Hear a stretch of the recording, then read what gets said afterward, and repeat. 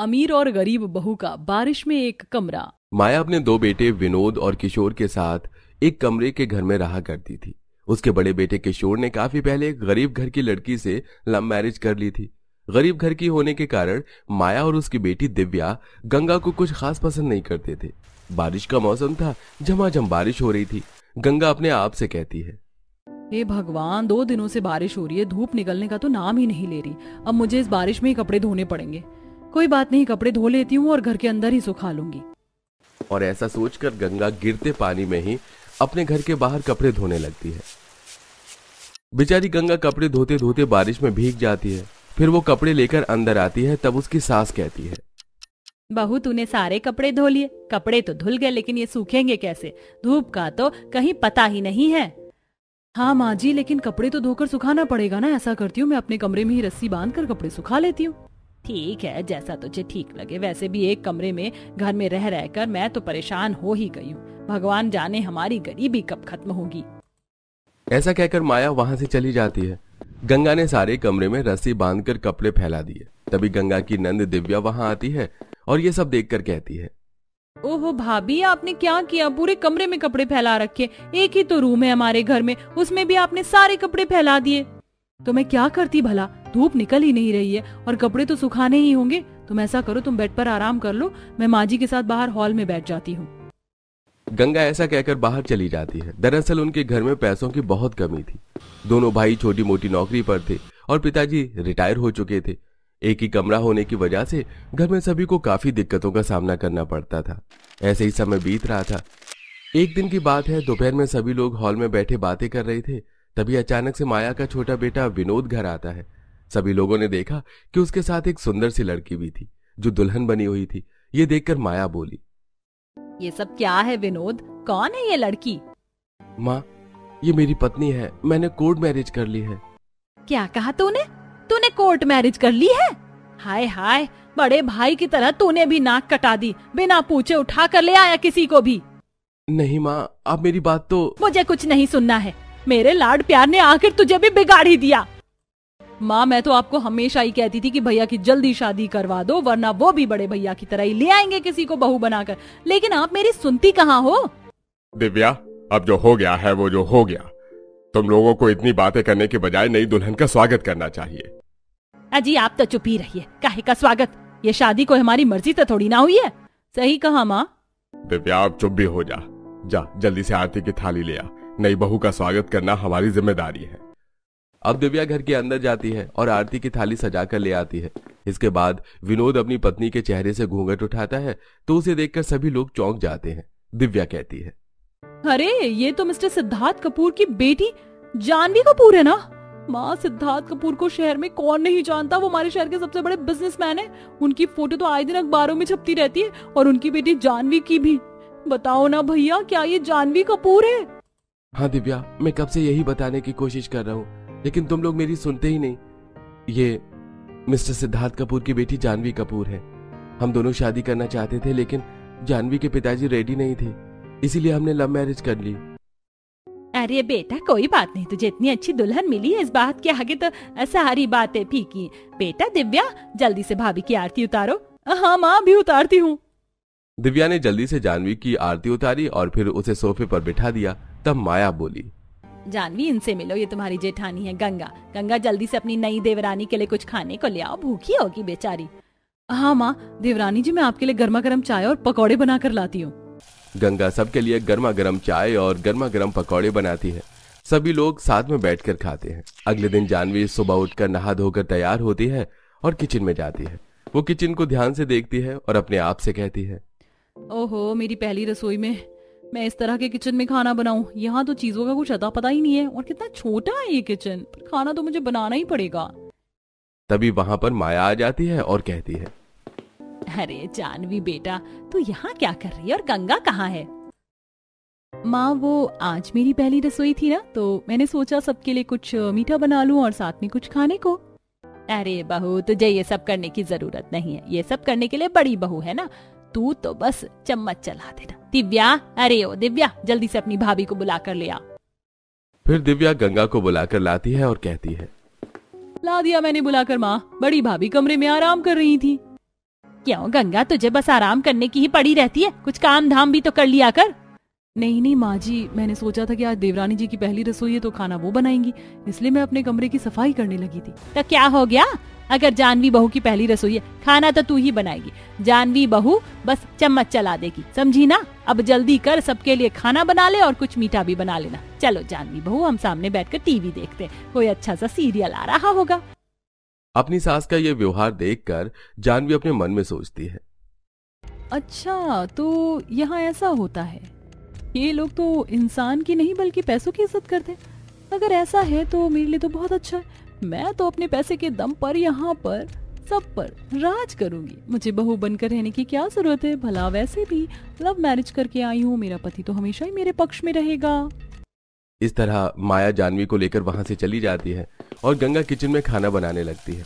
साथ ही गंगा मन ही मन में सोचती है, मैं जानती हूँ कि मैं गरीब घर की बेटी हूँ, इसीलिए आप मेरी कदर नहीं करती, और जानवी अमीर घर की बेटी है, इसीलिए आपको उसकी इतनी कदर है।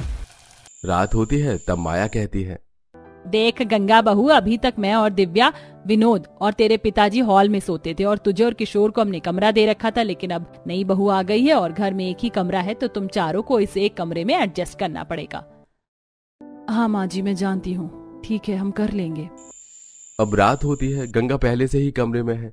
जानवी कमरे में जाती है और कमरे को देखकर गंगा से कहती है, देखो गंगा भाभी, मुझे इस तरह कंजेस्टेड रूम में सोने की आदत नहीं है, लेकिन अब क्या कर सकते हैं, घर में एक ही कमरा है और साथ साथ एक ही पलंग। तो ऐसा करो कि मुझे तो बिना पलंग के नींद नहीं आएगी, आप नीचे सो जाओ अपने पति के साथ और मैं पलंग पर सो जाती हूँ अपने पति के साथ, और हम बीच से पर्दा डाल लेते हैं। हाँ जानवी, तुम नहीं हो, मैं खुद भी यही चाहती हूँ कि तुम पलंग पर सो जाओ। तुम चिंता मत करो, हम नीचे एडजस्ट कर लेंगे, और किसी भी चीज की दिक्कत हो तो मुझे बताना, मैं अपनी प्रॉब्लम का सोल्यूशन खुद करना जानती हूँ भाभी। जानवी की बात पर गंगा मुस्कुरा देती है। फिर जानवी कमरे में रखे पलंग में सो जाती है और गंगा एक तरफ चटाई बिछाकर जमीन पे। अगले दिन दिव्या जानवी के साथ हॉल में बैठी टीवी देख रही थी, तभी जानवी कहती है, कितनी झमाझम बारिश हो रही है ना दिव्या, ऐसे मौसम में तो गर्मा गर्म पकौड़े खाने का मजा ही है। और तुम बैठो, मैं पकौड़े बनाकर लाती हूँ, हम दोनों साथ मिलकर खाएंगे टीवी देखते हुए। अरे भाभी, अगर आपको गर्मा गर्म पकौड़े खाने तो आपको खुद बनाने की जरूरत क्या है, गंगा भाभी है ना, वैसे भी वो पूरा दिन कमरे में आराम ही करती रहती, वो बना देंगी हमारे लिए पकौड़े। फिर दिव्या गंगा को आवाज देती है और कहती है, गंगा भाभी, हमें गर्मा गर्म पकौड़े खाने, आप जरा बनाकर ला दो। दिव्या, मेरी तबीयत ठीक नहीं है, मेरे सर में थोड़ा दर्द था, इसलिए मैं आराम कर रही थी, अगर बुरा ना मानो तो पकौड़े तुम खुद ही बना लो। तभी माया वहां पर आ जाती है और ये सुन लेती है। फिर माया कहती है, गंगा, आजकल तेरी जुबान कुछ ज्यादा ही नहीं चलने लगी है, सर में दर्द ही तो है, कोई बहुत बड़ी बात नहीं है, चल जाओ और पकौड़े बनाकर लेकर आ। देखती नहीं नई बहू सीरियल देख रही है, अभी अभी तो आई है बेचारी, कुछ तो कदर कर ले उसकी। अब जा यहाँ से और जल्दी पकौड़े बनाकर ला, और हाँ, साथ में चाय भी बना लाना। गंगा चुपचाप किचन में चली जाती है। वो पकौड़े बनाती है और चाय बनाती है और फिर सभी को लाकर खिलाती है। जानवी ये सब देखकर बहुत खुश होती है। अगले दिन फिर से झमाझम बारिश हो रही थी। माया गंगा से कहती है, गंगा, अरे ओ गंगा, कहाँ गई तू? हाँ माँ जी, मैं किचन में काम कर रही थी, बताइए। गंगा, ये बारिश तो रुकने का नाम ही नहीं ले रही है, काफी सारे कपड़े इकट्ठा हो गए, छोटी बहू की भी कुछ साड़ियां और सूट इकट्ठा हो गए। ऐसा कर, तू सारे कपड़े धोकर घर के अंदर ही सुखा ले, हमेशा की तरह। ठीक है माँ जी, मैं धो लेती हूँ। अब गंगा सभी लोगों के कपड़े इकट्ठा करके उसे बारिश में ही बैठकर धो लेती है और फिर अपने कमरे में रस्सी बांधकर कपड़े सुखाने के लिए डालती है। कपड़े गीले होने की वजह से थोड़ा बहुत पानी बेड पर भी गिर जाता है। रात को जानवी जब कमरे में आती है तो बेड गीला देखती है। जानवी गुस्से में चिल्लाकर कहती है, गंगा भाभी, ये क्या किया आपने? कुछ भी तो नहीं किया मैंने। जानवी, तुम इतना गुस्सा क्यों हो रही हो? कुछ भी नहीं किया, सारा का सारा बेड गीला करके रख दिया है, मैं सोऊं कहाँ अब? लेकिन जानवी, हमारे घर में कपड़े सुखाने की और कोई जगह नहीं है, इसलिए मुझे यहाँ रस्सी बांधकर कपड़े टांगना पड़ा। फिर भी मैं चादर बदल देती हूँ। चादर बदलने से क्या होगा भला? तुम ये सब मेरे साथ जानबूझकर करती हो। उन दोनों की आवाज सुनकर घर के सभी लोग वहां पर आ जाते हैं। तब दिव्या कहती है, क्या हुआ भाभी, क्या किया बड़ी भाभी ने? देखो ना दिव्या, मैं बेड पर सोती हूँ और ये नीचे, इसीलिए जानबूझकर मेरा सारा बेड गीला कर दिया ताकि मैं सो ही ना सकूं। बेटा, इसमें इतना हंगामा करने की कोई बात नहीं है। एक ही कमरा है घर में कपड़े सुखाने के लिए, इसलिए गीला हो गया होगा। तुम छोड़ो और पलंग की चादर बदल लो। अजी कैसे छोड़ो, गंगा जानबूझकर ये सब करती है। उसे तो इस घर में अमीर बहू का आना पसंद ही नहीं है। उसे लगता है कि जानवी को भी उसकी तरह गरीब होना चाहिए था। लेकिन माँ जी, ये अमीर और गरीब की बात कहाँ से आ गई और मैं ऐसा क्यों चाहूंगी भला? तुम तो चुप ही रहो भाभी। ऐसा लगता है कि इन सारी प्रॉब्लम का सोल्यूशन मुझे खुद ही निकालना होगा। अब अगले दिन जानवी बाजार जाती है और वहां से एक वॉशिंग मशीन खरीद कर ले आती है। जब जानवी की सास ये देखती है तो वो कहती है, बेटा जानवी, ये वॉशिंग मशीन कहाँ से लाई हो तुम? कहीं तुमने इसे अपने पिताजी से तो नहीं लिया? अगर ऐसा है तो ये बात ठीक नहीं है बेटा। माँ, मेरे अकाउंट में कुछ पैसे थे, बस उन्हीं से मैंने ये वॉशिंग मशीन खरीद ली। अब घर में किसी को भी कपड़े सुखाने के लिए बेड गीला करने की जरूरत नहीं पड़ेगी। इस मशीन में कपड़े धुल भी जाएंगे और सूख भी जाएंगे। अरे वाह, ये तो बहुत अच्छी बात है। देखा तूने, जानवी बहू सबका कितना ख्याल रखती है। अब इस मशीन में कपड़े धोया कर तू और इसी में सुखा लिया कर। अब तो ये हमेशा की बात हो गई। अगर घर में किसी चीज की कमी होती तो जानवी उसे अपने अकाउंट से पैसे निकाल कर ले आती। इसलिए उसके सास नंद उसकी चापलूसी करते नहीं थकते और जानवी गंगा को बात बात पर नीचे दिखाने से बाज नहीं आती। हर दिन जानवी किसी न किसी बात पर गंगा को नीचे दिखाया करती। बेचारी गंगा चुपचाप सब कुछ बर्दाश्त करती। माया को ये सारी चीजें दिखाई दे रही थी, लेकिन फिर भी वो चुप थी। एक दिन की बात है, जानवी एक गिलास पानी लेकर अपने कमरे में जाती है और वहां पर गिरा देती है जहां गंगा सोती थी। माया जानवी को ऐसा करते हुए देख लेती है। थोड़ी देर बाद गंगा कमरे में आती है और इतना सारा पानी जमीन पर गिरा देखकर कहती है, जानवी, ये जमीन पर इतना सारा पानी कैसे गिरा है? मुझे क्या पता भाभी, एक ही तो कमरा है, ऊपर से छत से सीलन टपक रही होगी, उसी से पानी आया होगा। मुझे इस बारे में कुछ नहीं पता। लेकिन जानवी, इससे पहले तो कभी भी छत से पानी नहीं टपका, तो फिर आज अचानक? मुझसे क्या पूछ रही हो भाभी? मुझे इस बारे में कुछ नहीं पता। माया ये सब देख और सुन रही होती है। बेचारी गंगा वहां से पानी साफ करती है और गीली जमीन पर ही अपना बिस्तर लगाकर सो जाती है। अगले दिन जब गंगा सुबह उठी तो उसे तेज बुखार था, लेकिन फिर भी वो किचन में गई और खाना बनाने लगी। तभी माया वहां पर आई और गंगा को देखकर बोली, क्या बात है गंगा, आज तेरा चेहरा काफी उतरा हुआ है। माया गंगा को छूकर देखती है तो उसे पता चलता है कि गंगा को तेज बुखार है। माया कहती है, गंगा, तुझे तो तेज बुखार है, ऐसा कर तू आराम कर ले, खाना छोटी बहू बना लेगी। ऐसा कहकर माया जानवी को आवाज देकर बुलाती है। फिर कहती है, बेटा जानवी, आज गंगा को बुखार है, ऐसा करो कि आज का खाना तुम बना लो। दरअसल माँ जी, मैं खाना तो बना लेती, लेकिन मेरे सर में थोड़ा दर्द है, इसीलिए मैं खाना नहीं बना पाऊंगी, सॉरी। ऐसा कहकर जानवी वहां से चली जाती है। तब गंगा कहती है, कोई बात नहीं माँ जी, खाना मैं ही बना लेती हूँ, आप चिंता मत कीजिए, मैं कर लूंगी। गंगा की ये बात सुनकर माया अपने मन में सोचती है, कितनी अच्छी है गंगा बहू, इतनी तबीयत खराब होने के बाद भी उसने मना नहीं किया। सबका कितना ख्याल रखती है वो। और दूसरी तरफ जानवी है जो सिर्फ अपने आप से प्यार करती है, सिर्फ अपने लिए जीती है। अब शाम हो जाती है और माया का चाय पीने का मन कर रहा था। माया देखती है कि गंगा अपने कमरे में आराम कर रही है तो माया जानवी से कहती है, जानवी बेटा, जरा मेरे लिए और अपने पिताजी के लिए एक कप चाय तो बना दो। ओहो माँ, मैं सीरियल देख रही हूँ, यदि आपको चाय पीना है तो गंगा भाभी से बनवा लो, मुझसे क्यों? बेटा गंगा तो हमेशा ही सबके लिए काम करती है, आज उसे बुखार है फिर भी उसने खाना बनाया। कभी कभी तू भी कुछ कर लिया कर।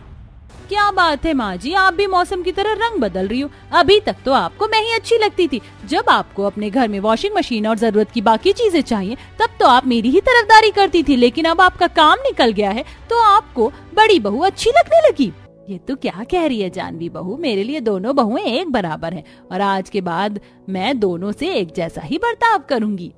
अच्छा, तो अब दोनों बहुएं आपके लिए एक बराबर हो गई। कान खोल कर सुन लीजिए माँ जी, मैंने विनोद से इसलिए शादी नहीं की कि आप सबकी बातें सुनकर चलूं, और हाँ, मैंने जो इतना खर्चा किया है आपके घर पर वो भी इसलिए किया कि मैं ठाट बाट से जिंदगी गुजार सकूं, गंगा भाभी की तरह गरीबों की जिंदगी नहीं। और यदि आपका बर्ताव मेरे प्रति ऐसा हुआ तो याद रखिए, मैं अपने पति को लेकर इस घर से हमेशा के लिए चली जाऊंगी। जानवी ऐसा कहकर वहां से चली जाती है। माया को यह सुनकर बहुत दुख होता है, वो बहुत उदास हो जाती है। तब जानवी के ससुर कहते हैं, माया, यह सब तुम्हारी गलती है। तुमने ही अपनी दोनों बहुओं में फर्क किया। गरीब होने की वजह से गंगा को तुमने कम महत्व दिया और अमीर होने की वजह से जानवी को ज्यादा, और देखो इसका नतीजा क्या हुआ। हाँ जी, आप सही कह रहे हैं, गलती सारी मेरी ही है, लेकिन अब मैं जानवी को ज्यादा कुछ नहीं बोल सकती। कहीं ऐसा ना हो कि वो सचमुच मेरे बेटे को लेकर यहाँ से अलग रहने चली जाए। मैं अपने बेटे को देखे बिना नहीं रह सकती जी। अब माया जानवी को कुछ भी कहना छोड़ देती है। माया देखती है कि जानवी पूरा दिन आराम करती है और गंगा घर का सारा काम करती है और हमेशा ही नीचे बिस्तर लगाकर सो जाती है और किसी की बात का कभी जवाब नहीं देती, सभी का बहुत ख्याल भी रखती है। ये देखकर माया को गंगा पर बहुत दया आती है। इस चिंता में वो खाना पीना कम कर देती है और हमेशा फिक्र में ही डूबी रहने लगती है। इसी बीच एक दिन गंगा अपनी सास के पास आती है और उन्हें बताती है, माँ जी मुझे आपको एक बात बतानी है, मैं प्रेग्नेंट हूँ। क्या? ये क्या कह रही है तू बहू? ये तो बहुत खुशी की बात है, घर में बच्चा आ जाएगा ना तो घर का माहौल भी अच्छा हो जाएगा। इसके बाद माया घर के सभी लोगों को बताती है और ये खुशखबरी सुनाती है। साथ ही माया कहती है, देखो दिव्या, जानवी, हम सबको मिलकर अब गंगा का ख्याल रखना होगा। जानवी ये सुनकर अपने कमरे में चली जाती है। इस बार दिव्या को भी बुरा लगता है। दिव्या अपनी माँ से कहती है, आप चिंता मत करो माँ, मैं तो हूं ना भाभी का ख्याल रखने के लिए, मैं भाभी का पूरा ख्याल रखूंगी। गंगा ये सुनकर बहुत खुश हो जाती है और दिव्या को गले से लगा लेती है। प्रेग्नेंट होने के बाद भी गंगा घर का पूरा काम करती। अब दिव्या कभी कभी गंगा की काम में मदद कर दिया करती थी, लेकिन जानवी कभी भी कोई भी मदद नहीं करती थी। एक दिन की बात है, जानवी बाजार से घर आई। उसके सैंडल में काफी सारा कीचड़ लगा हुआ था। जानवी घर में कीचड़ वाले सैंडल के साथ अंदर आ गई। माया ने जब ये देखा तो वो जानवी से बोली, ये क्या जानवी, तुम इतने कीचड़ के साथ घर के अंदर आ गई? तुम्हें पता है ना कि गंगा बहू प्रेग्नेंट है, अगर उसका पैर इस कीचड़ में पड़ जाता और वो फिसल जाती तो? देखिए माँ जी, मुझे इतनी सी बात के लिए इतना सुनाने की कोई जरूरत नहीं है। जब मैं इतनी सारी चीजें घर में ला सकती हूँ तो एक वैक्यूम क्लीनर भी ला सकती हूँ। मैं अभी ऑर्डर कर देती हूँ। अब जानवी फोन करके एक वैक्यूम क्लीनर ऑर्डर करती है और वो वैक्यूम क्लीनर से कीचड़ साफ कर देती है और गुस्से में कमरे के अंदर चली जाती है। धीरे धीरे जानवी का घमंड और बढ़ने लग जाता है। बेचारी माया ये सब कुछ देखकर भी चुपचाप रहती है। फिर भी एक दिन गंगा सभी को चाय दे रही थी। उसने जानवी को भी चाय दी, लेकिन धोखे से चाय जानवी के कपड़ों पर गिर जाती है। जानवी बहुत गुस्से में आ जाती है और कहती है, ये क्या किया भाभी आपने? मेरे इतने महंगे कपड़े पर चाय गिरा दी, शर्म नहीं आती आपको? बहू, गंगा ने जानबूझकर ऐसा नहीं किया, वो जानबूझकर ही ऐसा करती हैं। गंगा भाभी मुझसे जलती हैं, उनसे मेरी खुशी देखी नहीं जाती। ऐसा नहीं है जानवी, तुम गलत समझ रही हो। चाय धोखे से गिरी है, मैंने जानबूझकर ऐसा नहीं किया। तुम तो चुप ही रहो, गरीब फटीचर, अपनी औकात मुझे मत दिखाओ। ये सब सुनकर दिव्या को बहुत गुस्सा आ जाता है और वो कहती है, बस बहुत हुआ भाभी आपका, बंद करो ये तमाशा। गंगा भाभी जितना बर्दाश्त कर रही हैं, आप उतना ही बोले जा रही हो। ना उनकी अभी कोई गलती है, ना उनकी कभी कोई गलती थी। गलती सिर्फ और सिर्फ आपकी है। आपको अपने पैसों का कुछ ज्यादा ही घमंड है, लेकिन एक बात कान खोलकर सुन लो, आपका ये घमंड हमारे घर में नहीं चलेगा। अच्छा, तो ये तुम्हारा घर हो गया? ठीक है, मुझे तुम्हारे घर में नहीं रहना। विनोद, अभी इसी वक्त चलो यहाँ से, मुझे यहाँ नहीं रहना। हम मेरे डैड के घर पर जाकर रहेंगे। तुम्हें जहाँ जाना है तुम वहाँ जा सकती हो जानवी, मैं अपना घर छोड़कर कहीं नहीं जाऊंगा। ये तुम क्या कह रहे हो विनोद? क्या इसी दिन के लिए तुमने मुझसे शादी की थी कि तुम मुझे अकेला छोड़ दो? मैंने तुम्हें अकेला नहीं छोड़ा जानवी, तुमने खुद को खुद ही अकेला किया है। अरे मेरे सारे घर वाले तुम्हारी बदतमीजियां लगातार बर्दाश्त करते रहे और मैं चुपचाप देखता रहा। मुझे लगा कि आज नहीं तो कल मेरे घर वालों का प्यार तुम्हें बदल देगा, लेकिन ऐसा कुछ नहीं हुआ। ना ही तुम्हारी बदतमीजियां कम हुई और ना ही तुम्हारा व्यवहार, कुछ नहीं बदला। शायद गलती मेरी ही थी। मैंने सोचा था कि तुम अमीर घर से हो तो क्या हुआ, तुम दिल की बहुत अच्छी हो, मेरे घर में तुम एडजस्ट कर लोगी, लेकिन ऐसा कुछ नहीं हो पाया। अब समय आ गया है कि मैं तुम्हें हमेशा के लिए तुम्हारे डैड के घर छोड़ आता हूँ। सामान पैक कर लो, शाम को मैं तुम्हें तुम्हारे डैड के घर छोड़ दूंगा। विनोद ऐसा कहकर वहां से चला जाता है। अब जानवी को अपनी गलती का एहसास हुआ। उसे समझ आया कि वो सबसे कितना बुरा व्यवहार कर रही थी। जानवी रोने लगती है और सबसे माफी मांगती है। विनोद, सच कह रहे हैं, सचमुच ये सब मेरी ही गलती है। आप लोग मुझे माफ कर दीजिए। मैं आज के बाद आप सबके साथ मिलजुल कर रहूंगी और कभी भी ऐसा नहीं करूंगी जिससे आप सबको तकलीफ हो। गंगा भाभी, आप भी मुझे माफ कर दीजिए। कुछ भी हो जाए, मैं विनोद से अलग नहीं रह सकती हूँ। मुझे आप लोगों के साथ ही रहना है। सभी लोगों ने जानवी को माफ कर दिया और गले से लगा लिया। शाम को किशोर और विनोद घर आए और किशोर ने कहा, माँ, एक बहुत बड़ी खुशखबरी है। हम दोनों भाइयों को हमारे नए बिजनेस में कुछ प्रॉफिट हुआ है और इस प्रॉफिट से हम अपने आंगन में एक और कमरा बनाएंगे ताकि दोनों बहुओं के अलग अलग कमरे हों। ये सुनकर सभी लोग बहुत खुश हुए। जल्दी ही वो लोग आंगन में एक और कमरा तैयार कर लेते हैं। अब दोनों बहुओं के पास अपने अलग अलग कमरे थे। दोनों मिलजुल कर साथ रहते हैं, साथ ही खाना बनाते हैं और एक दूसरे के साथ बहुत खुश रहते हैं।